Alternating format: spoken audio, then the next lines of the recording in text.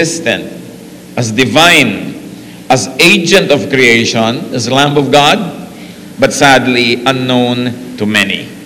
Today we look at chapter 2. I'll be reading from the Contemporary English Version, chapter 2, verses 1 to 3. Mary, the mother of Jesus, was at a wedding feast in the village of Cana in Galilee. Jesus and his disciples had also been invited and were there. When the wine was all gone, Mary said to Jesus, "They have no more wine," or they don't have any more wine. So here we see Mary and her family being responsible for hosting. Otherwise, she would not make a big problem out of this shortage. Sila marahil ay host, kamag-anak nila ang lalaki na nag-host, basta sila ay bahagi noong merong pananagutan. And there was a concern here, there was no more wine. It was a social nightmare. Kahiyaan na to. Fun would be abruptly ended, mapipintasan yung host. But why go to the Son of God, the King of Kings, agent of creation, and bother him with such a mundane matter as nauubos na yung wine? John 2, verse 4. Jesus replied, "Mother, my time hasn't yet come. You must not tell me what to do." So Jesus did not think the occasion was timely. Whatever he meant with "my time is not yet come," sinasabi lang niya, hindi ko pa oras para gawin yung sinasuggest mo na gawin ko. Because Mary was actually suggesting a miracle. They have no more wine. Kung hindi pa ba naman miracle yun, wala ka naman time para bumili o magpa-deliver. Hindi pa uso nun yun. So anong hinihingi niya? Sabi niya, "My time has not yet come." And he puts Mary in the correct frame as far as timing was concerned. There was a certain timing to his ministry, and for him, it has not come yet. Verse 5, Mary then said to the servants, "Do whatever Jesus tells you to do." So, hindi niya pinansin na sinabihan siya na, "Hindi ko pa oras." Sabi niya, "Kung anong ipagawa sa inyo, gawin niyo basta." Sabi ng nanay sa mga katulong. So, meron talaga siyang authority over the house help. Mga maring very close relative nila itong ikinasal na ito, kaya sila pwede mag-utos o makakatulong. And Mary expects Jesus to do something anyway.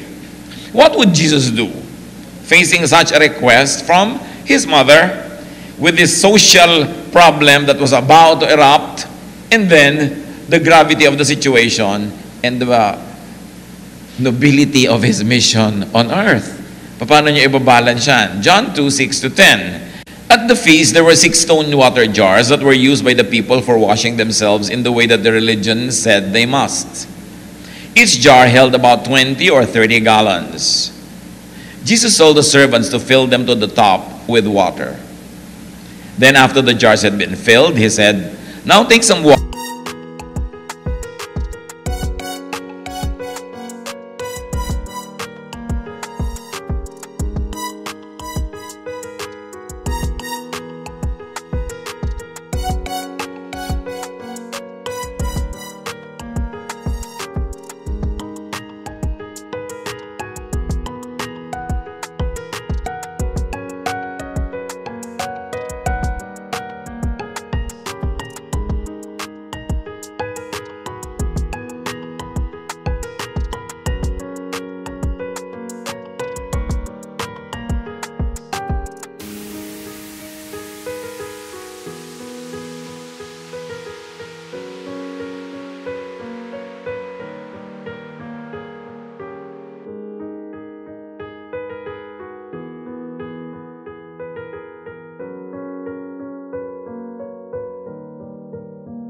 Water and give it to the man in charge of the feast.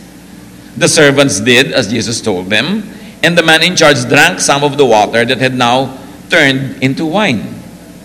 He did not know where the wine had come from, but the servants did. He called the bridegroom over and said, "The best wine is always served first. Then after the guests have had plenty, the other wine is served. But you have kept the best until last." So, here we see Jesus doing his first recorded miracle, turning water into wine. You think it might be making a lame man walk, o kaya bibigyan niya ng paningin yung bulag, o kaya ay paparusahan ng mga makasalanan, bibigyan ng award ng mga banal, etc., etc. But here, Jesus turns water into wine. And the first to witness Jesus doing a miracle, yung unang nakasaksi at nakapagpatunay, servants. Not Mary, not the disciples, not the priests, not the religious leaders, not the Bible scholars, not even the guests, but the servants. Plus the miracle happened not in Jerusalem, not in the temple, not in any synagogue at all. Everything that you would not expect to happen was happening. Meron ba namang ganun?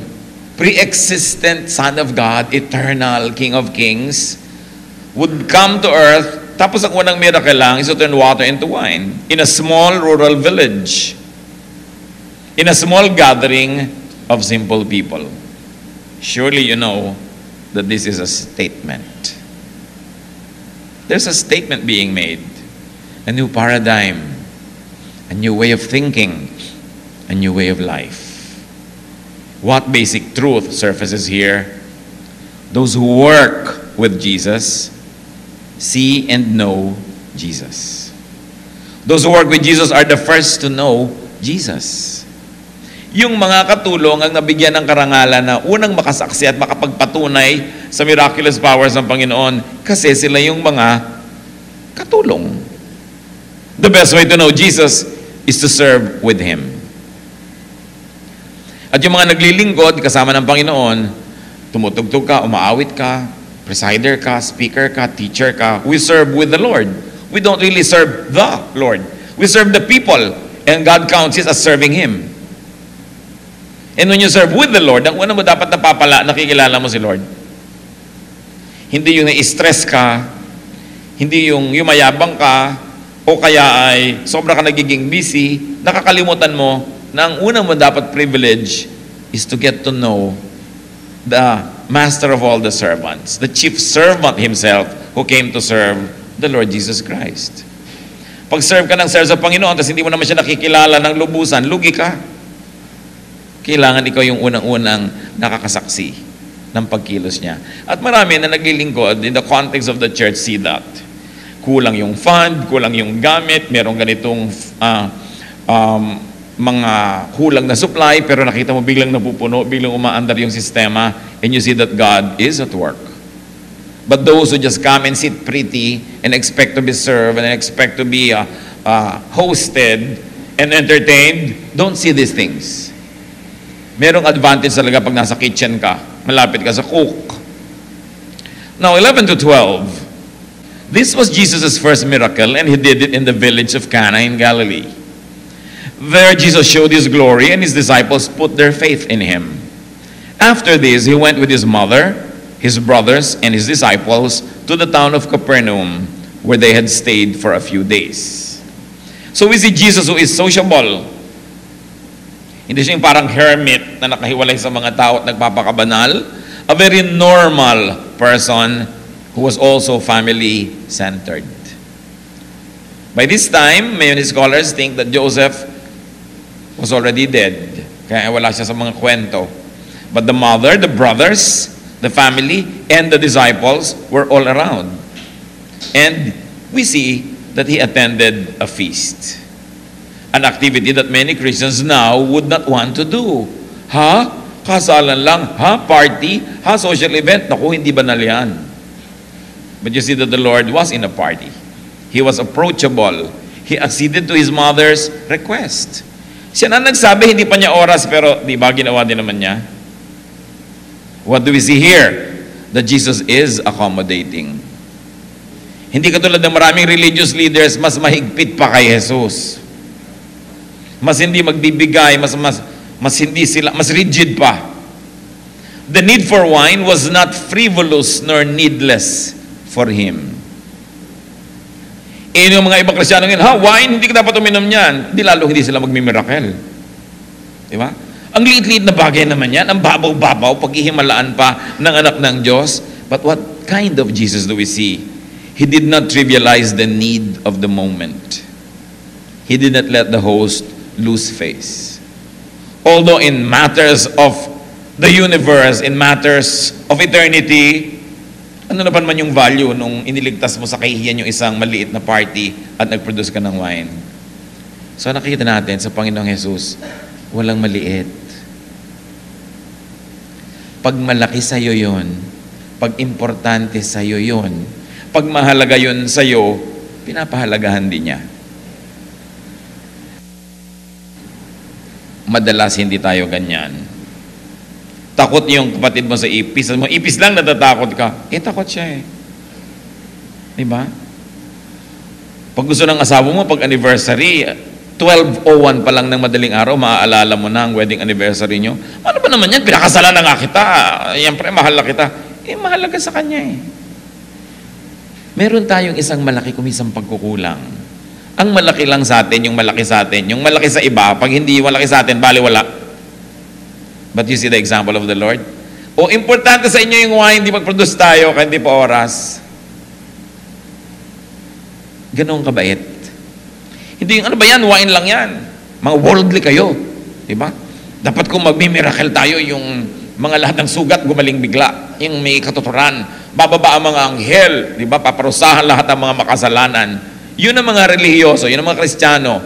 But Christ wasn't like that. There is a very big gap between Christ and the Christians. There's a very big gap between the Christianity of the ages and the Jesus who was supposed to be the center point of that Christianity. So Jesus was so unlike many Christians who trivialize nearly everything, especially if those are worldly or earthly. Ayan ang mga sakit na maraming Christian. Wala namang kinalaman sa salvation natin yan, hindi na mahalaga. Diba? Huwag na lang sarapan ng adobo. Total naman, we're going to heaven when we die. Huwag na lang tayo maging comfortable sa buhay. Yung baliwala na lahat. Hindi ganun si Lord. Kung tutuusin mo ang liit-liit na bagay, wine, pag-aakse ng paraw na mag-miracle, yung kaliitan nun ng statement, pag mahalaga sa kapwa mo, hindi yun maliit. Lalo nanay mo yun, o kapatid mo yon, o asawa mo yon, o anak mo yon, o kaibigan mo yon, o empleyado mo yon, kung mahalaga sa kanya, pahalagahan mo. Kasi ang kabutihan natin sa kapwa, yun ang paglilingkod sa Diyos na hinahanap niya. Sabi niya, whatever you do to the least, no? To the least of this, and to the least of this least people's concerns, sabi niyang Panginoon, you do it to me. Ang totoo, wala naman talaga maliit. Kung naliliitan ka halimbawa sa isang butil ng bigas, kung langgam ka, will you say that? It's only a matter of perspective. Nalalaking ka halimbawa sa isang building, subukan mong tingnan yung planeta, yung Earth, from afar. And the building will not even be visible. It's so small. So what is small, what is big? It is the value you attach to it. So kung mahalaga sa'yo ang isang tao, kahit yung maliit na bagay sa'yo, pero mahalaga sa kanya, mamalakihin mo. Kasi yun ang value. Jesus that we see here is considerate and solicitous. He did not trivialize what was important to others. A provider of comfort, even of pleasure and happiness. Siyempre nga naman kasalan minsan lang naman mangyari sa buhay ng isang mag-asawa. Sayang naman kung dahil lang naubos yung wine, biglang mag-uwian na at hindi nag-climax yung kaligayahan. At hindi lang yun You think ang Panginoon yan, sige gusto niya ng wine, nag-wine tapos lasang suka. No. His wine is superior. Sabi nung taga-taste ng wine bago i-serve, inakbayan niya siguro yung groom, mali ka lang dito. Galing mo talaga Iba ka. Bakit po? Yung iba, yung masarap na wine, sineserve sa una Pag nabusog na at medyo nalibang na yung mga umiinom, hindi na nila maintindihan kung quality pa yung darating. Ang ilalabas na nila yung second class. Pero ikaw, kakaiba ka. Yung first class mo, panghuli. Nagulat siguro yung host kasi wala naman siya kamalay-malay kung ano yung nagaganap. Pero nakinabang siya at saka yung mga tao. The wine of Jesus is superior, is excellent, is the best. What does the Lord teach us? Kaya magpapalakad ka ng bundok, hahawi ka ng dagat, o gagawa ka ng wine, dapat best. Whatever your hands find to do, sabi ng Bible, do it as unto the Lord. Kung sabihin wine lang naman yan, bisyo lang nila yan. Kahit ano na lang pwede. The best. And we know that the Lord is very good at small things. Like His yoke is easy. Sabi sa Bible, His burden is light. Si Lord napakasarap kasama. Hindi mabusisi. Hindi siya sobrang espiritual. Nababaliwalain na niya yung kailangan mo ngayon na material na bagay. At pag sumama ka sa Kanya, kahit mahirap yung trabaho, magaan sa loob. Sabi niya, my yoke is easy, my burden is light. Come to me, all of you who are tired and heavy laden, I'll give you rest. I'll give you peace that this world does not give. So ang kung binibigyan ng Panginoon ay pahinga, kapayapaan, katahimikan, kasiyahan, yun ba talaga ang nakikita natin sa church? O pumapasok ka pa lang, sabi ng church, ay, ang iksi-iksi ng baro mo, hindi ka bagay dito. Diba? O ang iksi ng buhok mo, o ang haba ng buhok mo, lalaki, hindi ka bagay dito. Yung lagi ka nalang kulang, lagi ka nalang sinusukat at sinusuri. The Lord was not like that. The Pharisees were like that. And now, even among many so-called Christian leaders, yun ang marami, modern day Pharisees. Wala nalang ipinamukha sa tao, kundi kulang siya. Kulang ka, masama ka, baliwala yan, worldly yan. The moment is important to the Lord, and you live the moment. Kung ito yung moment mo, kailangan mo ng wine, okay, let's do something so that you'll have it. Wala ka ngayong makita, o tulungan, bigyan ito ng paningin. O nagugutom, pakainin. Napaka-thoughtful ng Panginoon na. Nung siya ay nagturo sa isang ilang na lugar, ang dami-dami mga taong hindi naman nagbaon, sumunod na lang doon, nakinig hanggang nagutom na tuloy. Sabi ng Panginoon sa kanyang mga disciples, ano ipapakain natin sa mga tao?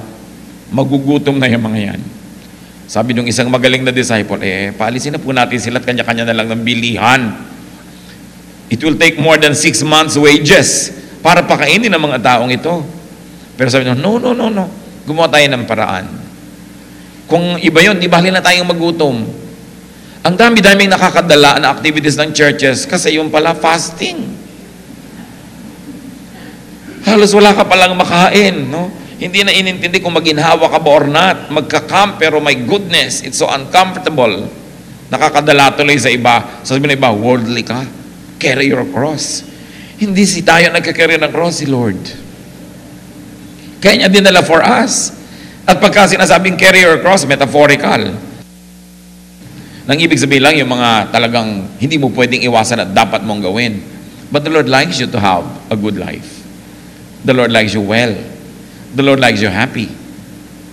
Yun ang nakita nating isang mukha ng Panginoon. Pero meron pang isa. Kaya nga, both sides now John 2:13, as we continue. Not long before the Jewish festival of Passover, Jesus went to Jerusalem. Another festival. Jesus was a Jew. Remember that. A practicing Jew. It would be erroneous to call Jesus Christian. Wala pang tinatawag na Christian noon, kahit na yung mga unang generations of believers were called followers of the way. Yung makukoin pa yung terminology na yan, much later. Jesus was a practicing Jew. He would go to the temple, he would attend in the synagogue, he would be attending feasts. Now, people who study Jesus must never take him out of his Jewish context. Although they don't have to imitate his Jewishness. But he must be understood from his Jewish context. 14 to 17, because this Jewish context will help us understand what he would do in the succeeding verses. There he found people selling cattle, sheep, and doves in the temple. He also saw money changers sitting at their tables. So he took some rope and made a whip. Then he chased everyone out of the temple, together with their sheep and cattle. He turned over the tables of the money changers and scattered their coins. Jesus said to the people who had been selling doves, "Get those doves out of here. Don't make my Father's house a marketplace." The disciples then remembered that the scriptures say, "My love for your house burns in me like a fire." So it is this Jewish zealousness for ceremonial cleanliness made him do this.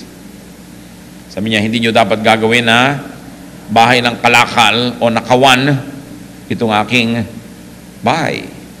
Quoting from the Old Testament. Now we see a Jesus who is zealous and strict.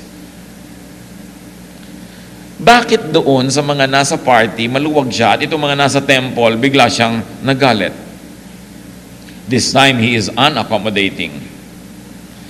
Kahit sa marami, pwede na, sa kanya, hindi. Pero yung mga sa iba na, huwag na lang, sa kanya, ibigay. Here we see the Lord being physical with His anger. Pinagtataob niya yung mga mesa, kinalat niya yung mga barya. Yung kasing mga nagwa-worship sa Jerusalem, may mga dala silang pera from foreign countries kasi yung mga yun ang mga original na mga nagtatrabaho at naninirahan sa ibang bansa mga Jewish people, nakakalat sila sa buong mundo. Pero pag may mga importanteng pista sa Jerusalem, umuwi sila sa Jerusalem as sila mga original balikbayan. No? So, uuwi sila doon, pero ang dala-dala nila mga pera ng bansang pinanggalingan nila, siyempre may mga mukha ng mga emperor yun, ng mga Diyos-Diyos doon sa mga bansang pinanggalingan nila. Hindi pwedeng tanggapin sa temple yun kasi may graven image. So, you need money changers. So, they would change their money into this kind of currency that was acceptable in the temple for their offering. Yung mga Jews noon, kahit nakatira sila sa ibang bansa, every year nagdo-donate sila for the upkeep of the temple. Ngayon, marami doon sa mga money changers na ito nandaraya sa exchange rate, kaya nagalit ang Panginoon. Pagkatapos, dapat nagdadala ka ng mga hayop na offering para sa mga kasalanan mo. Yung mga ibang may mga pera, doon na lang bumibili ng hayop sa temple door, sa courtyard, na wala yung hirap na dala-dala mo yung animal na isa-sacrifice mo, na wala yung hirap nung katotohanan na nagkakasala ka. Natatanggal yung pain of having to make an offering because it had been made so convenient. So na-offend si Lord doon. It's very Jewish. So we see here another, in fact, the other side of Jesus, na marunong magalit, marunong magtaob ng mga mesa-mesa dyan. Righteous indignation, some theologians call that. Pag hindi ka na marunong magalit sa talagang mali, mali ka na. Dapat marunong ka magalit. Kaya nga kung minsan napapahamak ang buong bayan natin, hindi na tayo marunong magalit. Hindi ka na nagagalit sa mga kumakalbo ng mga bundok, hindi ka na nagagalit sa nagtatapon sa ilog ng mga basura, hindi ka na nagagalit sa nagpapark sa gitna ng kalsada, tinatanggap mo na lang, mapapahamak ang buong lipunan pag hindi ka na marunong magalit sa mali.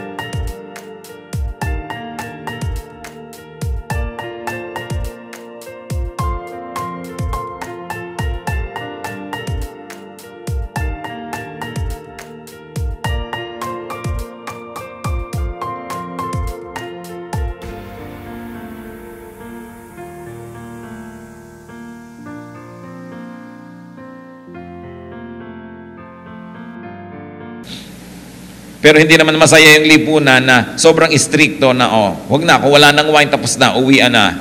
So you see here that the Lord Jesus Christ was a complete person. The Jesus who would use miraculous powers to make wine for a party, now would whip people who were at the temple, but were disrespectful of the temple's dignity.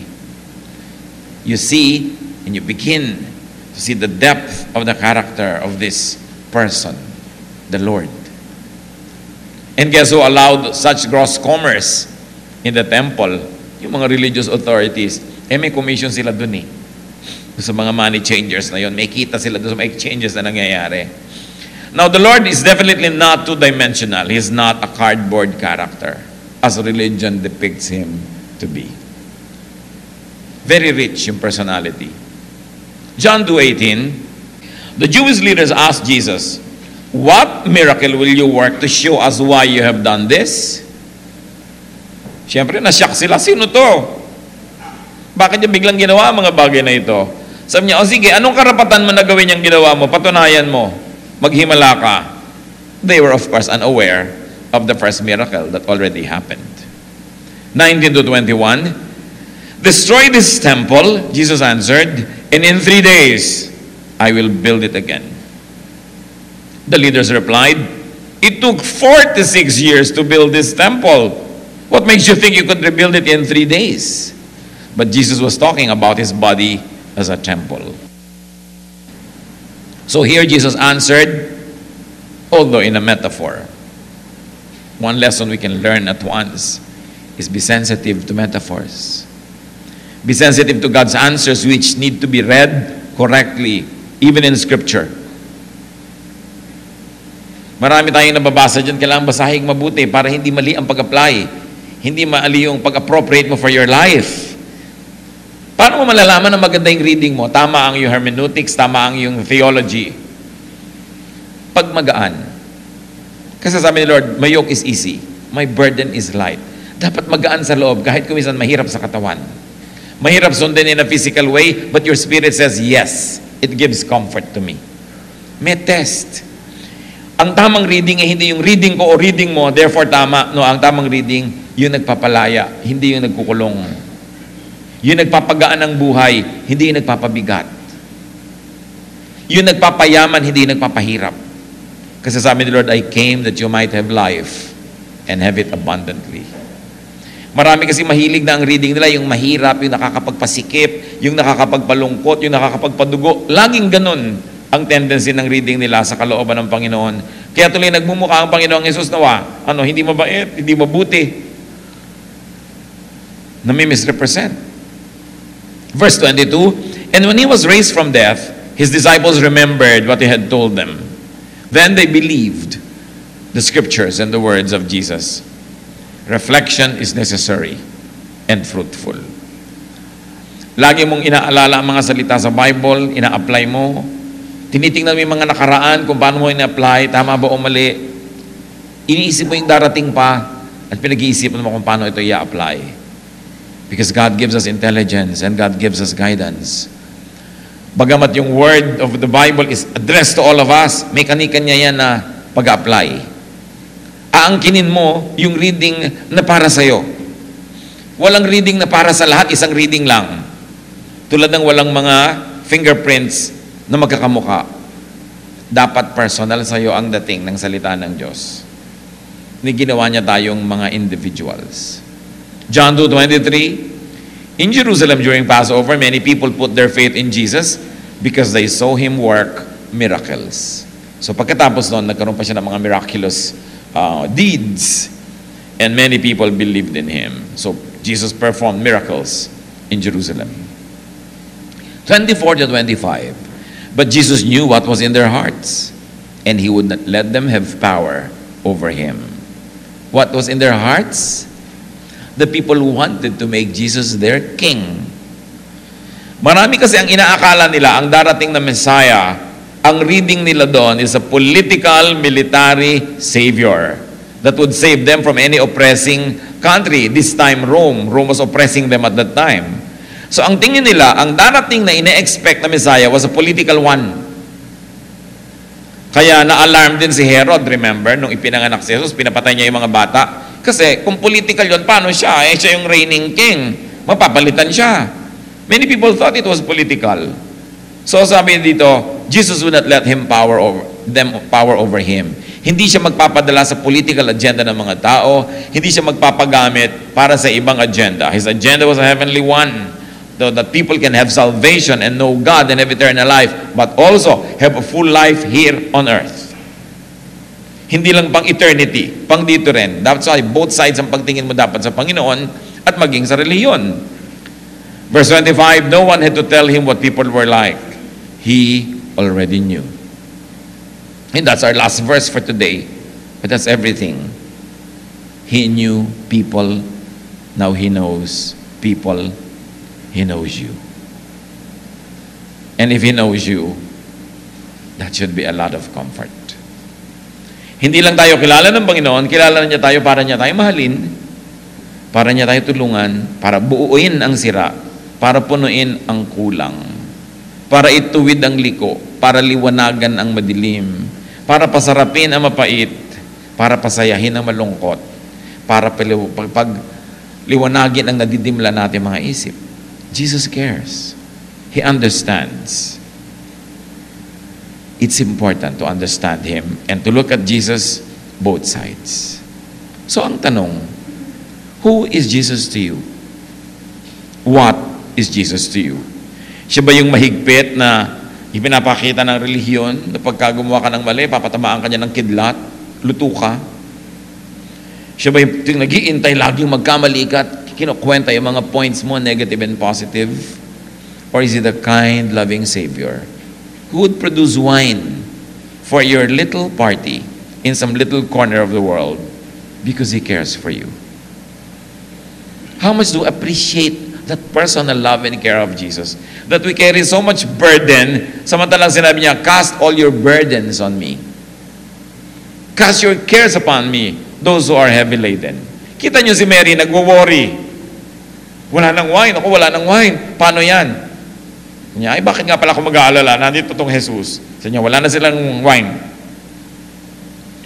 Sabi niya, Mother, don't tell me what to do. It's not yet time. Sabi niya sa mga katulong, gawin niyo ipapagawa niya. This will be solved.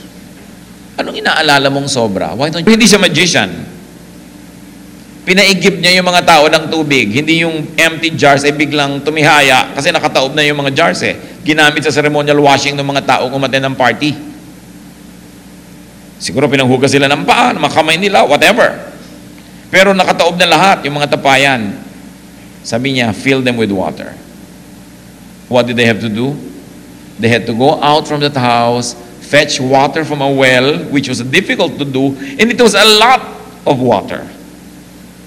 Hindi naman biglang toink, may wine. Umigib ka, lagyan mo ng tubig, and then ask God to turn it into wine. So may exam ka, pag-aralan mo, mag-aral ka, and then ask God to bless you, na pumasa ka, kundi man mag-top.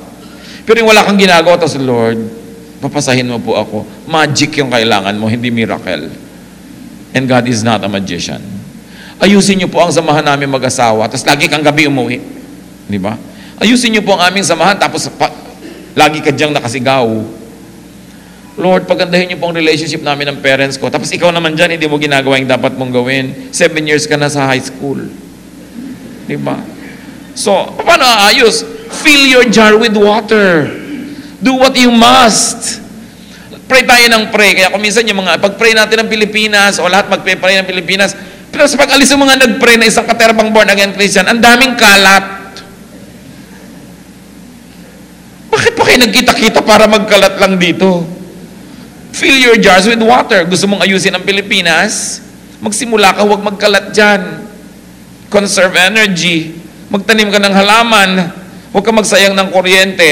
Kahit hindi ka mag-pray, aayos yun. Because your action is prayer by itself. Pero yung pray ka ng pray, hallelujah, hallelujah, tapos wala ka namang ginagawa, kaartihan yun. Hindi yun prayer. Fill your jars with water. Gusto nyo umayos sa inyong buhay, ang inyong pamilya, ang inyong kumpanya, gusto mo umunlad ng buhay, magkaroon ka ng kayamanan, do what you must. Then ask God to bless what you've already done. Kailangan magparami. Katulad nung pinakain ni Lord yung libu-libong mga tao, hindi naman siya nag-magic from nothing. May bata nagbigay ng 2 maliliit niyang isda at saka konting tinapay. Pinarami. Pero may nagbigay muna. Laging may gagawin ka muna. Tapos ipapabless mo kay Lord. May event, magpaplano kang mabuti. Tapos ipapabless mo. Hindi, wala kang kaplano-plano. Tapos, spirit-led na lang tayo. Kakagulo yun. Ang dami nating misconception about how God works. But look at Jesus. He blesses, but He makes you work. That's why we have said, servants are the ones who discover Jesus first. Kaya dapat ma-discover natin din yun. Ano ang mga kailangan natin sa buhay? Ano yung mga empty jars? Ano yung mga wala ng wine? Ilapit natin sa Panginoon. Ama namin sa langit. Salamat sapagkat sa pamamagitan ng anak niyo si Jesus. Naging flesh and blood. Naging totoong-totoo. Real. 3-dimensional. Sa buhay namin mga human beings. Yung inyong divinity. We thank you, Lord, that through Jesus you have revealed your full divinity to us. We pray that we might have a deeper understanding of the ministry, the person, and the saving work of Jesus. Na hindi lang salvation from hell unto heaven, kundi salvation din sa mga pang-araw-araw namin mga pangangailangan, kagipitan at mga kakulangan. That we can go to Jesus even for the things that people might consider small or too small, because nothing is too small for Him. We thank you, Lord, na kung gaano man kaliit ang mga pinoproblema namin, hindi minamaliit ng iyong anak na si Jesus. And we bring to you our lives. Kung anong mga kulang namin, Lord, we fill our jars with water and ask you to turn it into wine. Magbulay-bulay tayo sa